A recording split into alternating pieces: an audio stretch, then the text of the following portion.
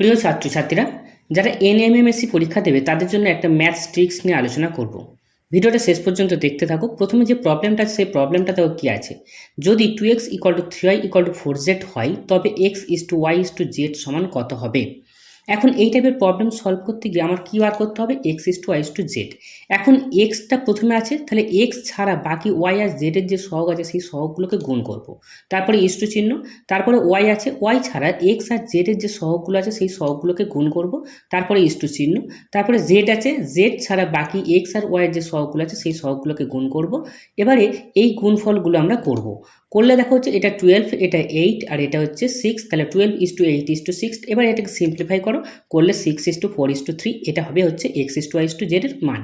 এবারে তোমাদের একটা প্রবলেম দিলাম, 5a = 4b = 3c হলে a:b:c সমান কত হবে।